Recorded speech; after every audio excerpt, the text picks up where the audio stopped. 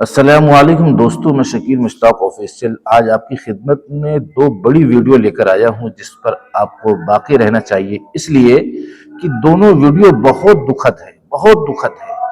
कुछ दिन पहले मैंने वीडियो डाली थी जय श्री राम ना बोलने पर चाचा के साथ जो धमकी दी गई है, जो लोगों ने धमकियां दी हैं कि 2-3 दिन में पता चल जाएगा, बोलना पड़ेगा। मेरे दोस्तों, वो चाचा का क्या हाल अब है।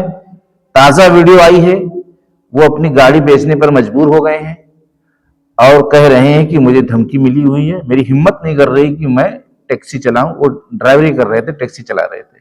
आइए उनकी जुबानी सुनिए और आवाज उठाने की कोशिश करिए। सिर्फ वीडियो देख कर नहीं जाना है, हमें खूब कमेंट करना है। हाँ, इसलिए कि ताकि ये चीज बहुत ज्यादा वायरल हो और इस तरह का जुल्म दुनिया से खत्म हो सके। हाँ, अपनी वाहवाही के लिए नहीं मेरे अजीजों, मेरी वाहवाही के लिए नहीं, बल्कि किसी तरह भी, जिस तरह भी हम आवाज उठा सकते हैं। आइए उनकी जुबानी सुनिए, उसके बाद हम शादाब ज़काती पर कुछ गुफ्तगू करने की कोशिश करेंगे, जिसकी वजह से भी एक बड़ी तकलीफ का सामना करना पड़ा है। इसमें कितनी सच्चाई है और कितना झूठ है, वाकई में इनसे एक बड़ी गलती हुई है या नहीं हुई है, इस पर हम रोशनी डालने की कोशिश करेंगे और एक वकील साहब का बयान सुनाएंगे कि क्या वाकई में ये वकील साहब सही कह रहे हैं। और उसके बाद एक वीडियो जिसने केस को दर्ज कराया था, उसकी क्या मजबूरी ऐसी आई थी, क्या तकलीफ उसको हुई थी जो सारे नागरिक को नहीं हुई, हिंदुस्तान वालों को।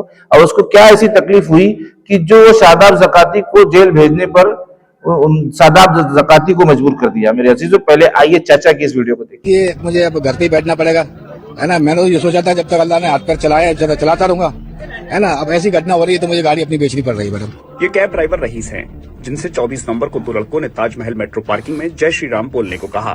अरे भाई जय श्री राम बोल दो। अरे जाओ यार, तुम काम करो। क्यों? अरे भाई सुनो, इधर देख, जय श्री राम बोलेगा तू। इसके बाद से 58 साल के रईस बेहद दहशत में हैं। उन्होंने बताया कि लड़कों ने 3 दिन में देख लेने की धमकी दी थी, इसीलिए अब टैक्सी बेचकर घर पर ही रहेंगे। आप थोड़ा सा दिल दुखी हो गया ना, देखिए डर भी लगता है, देखिए, है ना। उम्र भी नहीं है अपनी, देखिए, है ना। रईस ने बताया कि वो 38 साल से टैक्सी चला रहे हैं, लेकिन पहली बार किसी ने उनसे ऐसी अभद्रता की है। नहीं, जय श्री राम बोलो। अरे जाओ अपना काम करो यार। मेरे मोहतरम अजीज साथियों, चाचा का यह बयान आपके सामने आया कि कैसी डर, कैसी वहशत इनके सीनों के अंदर है और ये कैसे बचने के लिए अपनी गाड़ी को बेचने के लिए तैयार हो गए। और एक धमकी, एक डर, एक खौफ का मंजर उनके दिल के अंदर बैठा हुआ है कि कहीं मेरे साथ ये हादसा पेश ना आ जाए, क्योंकि मुझे 2-3 दिन की धमकी दी। इसके मुतालिक आप क्या कहना चाहते हैं? आवाज़ उठाइए। ये बहुत बड़ी बात है एक मुसलमान के लिए। एक मुसलमान इस तरह के हालात में, एक मुसलमान को देखकर खामोश रहे, कुछ ना कुछ तो करना पड़ेगा मेरे अजीजों। और मुझे लगता है कि हिंदुस्तान के जितने भी हिंदुस्तानी हैं, जितने भी नागरिक हैं, हिंदू, मुसलमान, सिख, ईसाई, उसमें 1% लोगों को ये बात पसंद आई होगी, मुझे ऐसा लगता है, या 2%। बाकी लोगों को पसंद नहीं आई होगी, इसलिए कि मजहब नहीं सिखाता आपस में बैर रखना, किसी के साथ जबरदस्ती करना, किसी की आस्था को ठेस पहुंचाना। अब हम आते हैं उस वकील साहब का बयान सुनाते हैं आपको। उसके सुनने के बाद आपको फैसला लेना है और मैं अपनी राय रखूंगा कि वाकई में वकील साहब सही कह रहे हैं या गलत कह रहे हैं। आइए वकील साहब का पहले बयान सुनिए, उसके बाद वो वाला भी बयान सुनना है जिसने पकड़वा कर अंदर करवाया था। क्या नाम है आपका?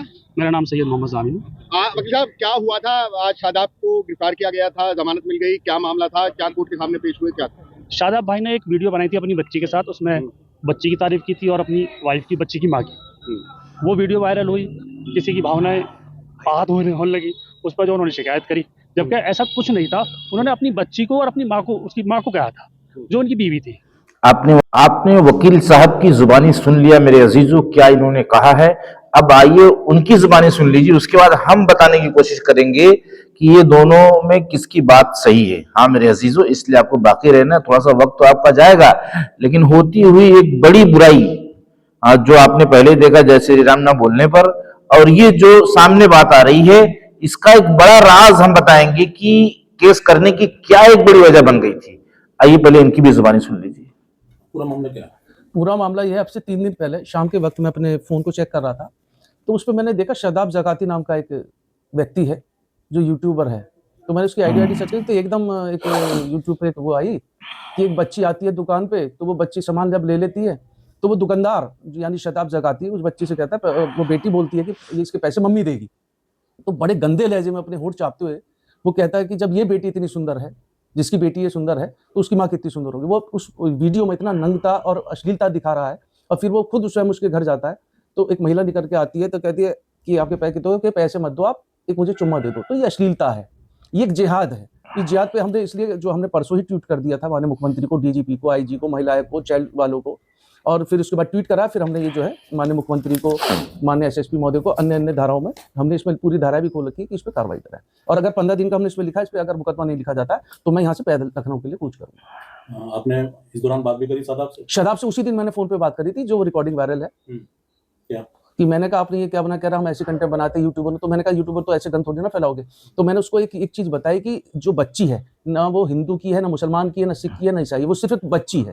जब प्रधानमंत्री जी और माननीय मोदी जी और योगी जी बेटी बचाओ बेटी पढ़ाओ का नारा दे रहे हैं, महिला शक्तिकरण पे देखिए मेरठ के प्रशासन ने भी कितना काम करा, डीएम साहब ने भी, और यहाँ के विधायक सांसद सब लगे। वहाँ पे एक जिहादी आदमी जो है सऊदी से आके ड्राइवरी करने वाला अनपढ़ जाहिल दे टांग का, वो आके ये सब चीजें जो है कर रहा है। तो उसका हम विरोध करते हैं और आगे भी नियंत्रण करेंगे, कोर्ट के माध्यम से मुकदमा भी लिखवाऊंगा। कार्रवाई के लिए किसी से बात हुई?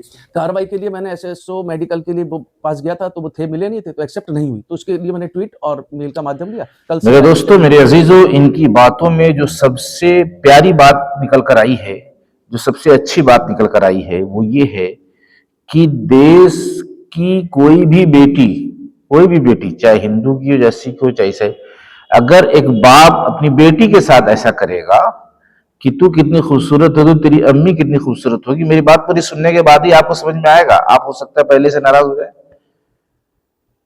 तो इससे वो बाप बेटी हैं, बीवी हैं, वो इस तरह की बातें कर रहे हैं, वो करते हैं या वीडियो बनाते हैं।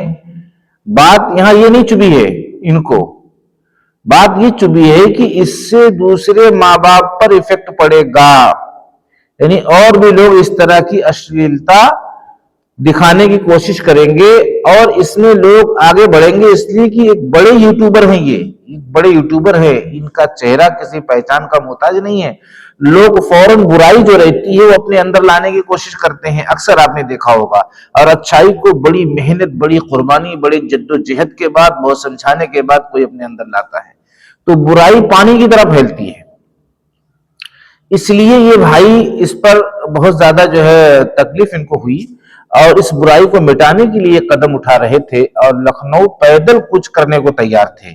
मैं यहाँ शादाब ज़काती के खिलाफ नहीं हूँ, इसलिए कि वो मुसलमान भाई हैं, शादाब नाम है, तो उनके खिलाफ मैं कैसे हो जाऊंगा। मुझे हिंदू भाई के भी खिलाफ नहीं होना है। अगर चाहे हिंदू भाई कहीं ऐसे मामले में पेश ना आए जिससे मुसलमान को तकलीफ पहुंचे, जैसे कि जय श्री राम वो पहुंचा रहा है, तो जाहिर सी बात ऐसे हिंदू भाई से तकलीफ होगी।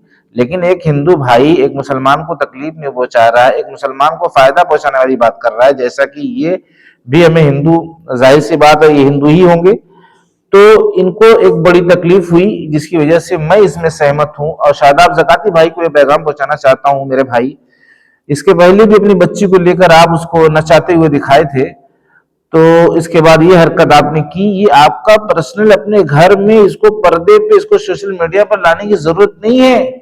इससे बहुत बड़ी तादाद में घर का माहौल खराब हो जाएगा, और अगर आप इस तरह घर में भी कर रहे हैं तो गलत है। इस तरीके से मुंह बनाना, उसके बाद डायरेक्ट अपनी औरत को लाना, मतलब सामने गेट पर सबको दिखाना, एक मुसलमान का काम नहीं हो सकता मेरे भाई, ये मुसलमान का काम नहीं हो सकता। हुजूर अकरम सल्लल्लाहु अलैहि वसल्लम ने औरतों को कैसे जिंदगी गुजारने का तरीका बताया। हो सकता है ये बात आपको अच्छी नहीं लगी, इसलिए कि सोशल मीडिया पर आपको शोहरत मिल चुकी है, इज्जत मिल चुकी है, तो इसलिए बराए मेहरबानी मेरी बात को समझने की कोशिश करो और अपने नबी पाक सल्लल्लाहु अलैहि वसल्लम के दर्द को समझने की कोशिश करो, उनकी कुड़हन को समझने की कोशिश करो। वो करवट करवट अपनी उम्मत के लिए रोया करते थे। आज हम उनके उम्मती होकर जो है, तो बराए मेहरबानी भी वक्त है, तौबा का दरवाजा हर वक्त खुला रहता है। जब चाहे इंसान जाकर तौबा कर ले और सच्ची और साफ सुथरी जिंदगी गुजारना शुरू कर दे मेरे अजीजों, कोई किसी के काम नहीं आएगा, अपना अमल अपने साथ। और ये बात जो हम पहुंचा रहे हैं ये मोहब्बत है। बहुत से लोगों ने अपनी राय दी, मैंने अपनी राय दी, मैंने अपनी जो तड़प थी वो आप लोगों के सामने रखने की कोशिश की। किसी तरह अगर ये वीडियो शादाब ज़काती भाई के पास पहुंच जाती है तो बड़ी मेहरबानी होगी। अस्सलाम वालेकुम।